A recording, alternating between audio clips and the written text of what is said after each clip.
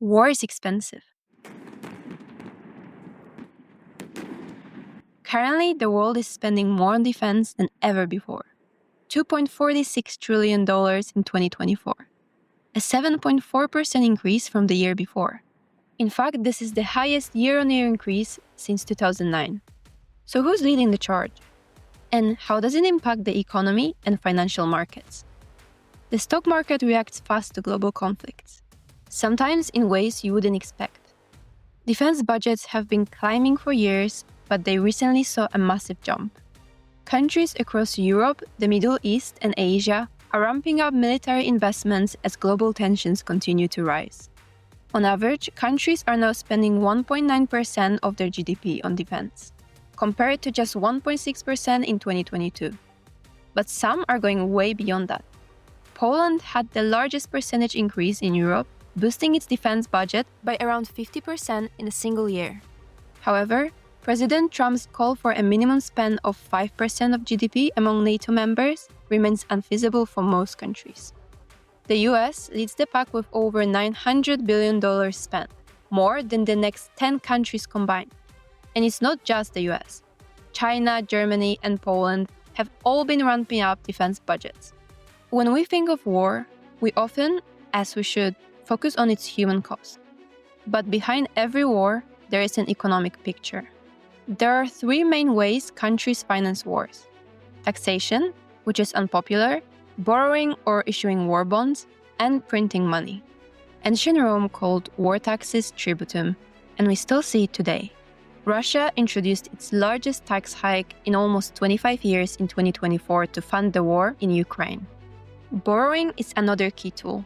During the Second World War, Germany forced Greece's central bank to issue a 476 million Reichsmark loan to pay for military expenses. And then there's printing money, but that often leads to inflation or even hyperinflation. However, a new approach is emerging in Europe.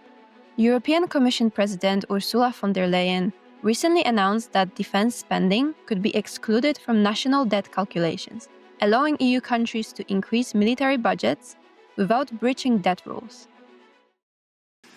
And this is why I can announce that I will propose to activate the escape clause for defense investments. This will allow member states to substantially increase their defense expenditure. And how do markets react to wars? Let's look at some real examples of how markets reacted to military conflicts before. First, we have Gulf War in 1990. When Iraq invaded Kuwait, oil prices jumped 90% in just 3 months.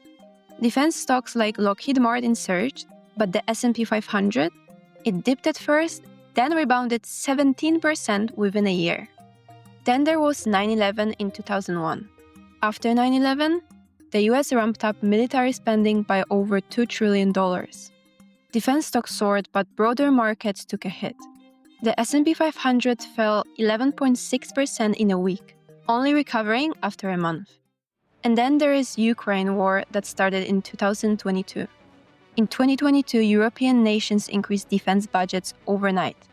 German defense company Rheinmetall jumped 250% in a year. Meanwhile, oil and gas prices soared due to supply disruptions. Military spending fuels entire industries. Throughout history, wars have driven massive technological advancements.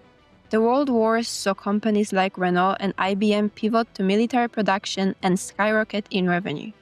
Renault massively increased its earnings in the First World War by producing tanks and ammunition. IBM expanded into rifles, engine parts, and bomb sights during the Second World War, increasing revenue from $38 million in 1939 to $138 million in 1945. And then there are defense companies today.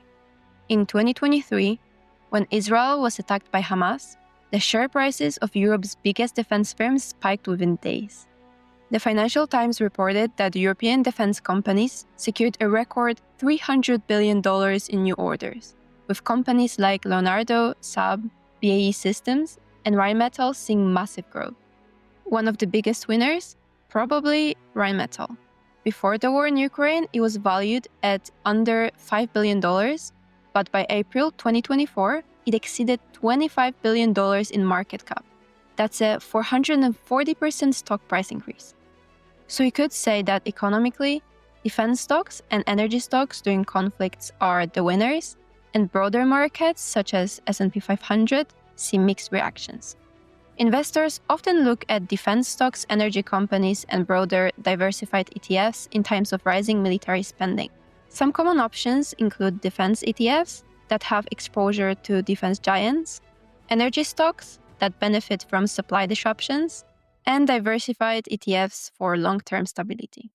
Of course, all of that comes with significant market and investment risk. So while military spending is at its highest in decades, history shows that its economic impact depends on where and how a war is fought.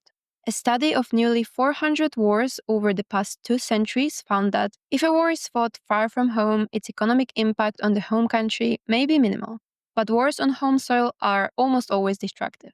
If you found this quick breakdown interesting, hit like, subscribe, and drop a comment. See you next time.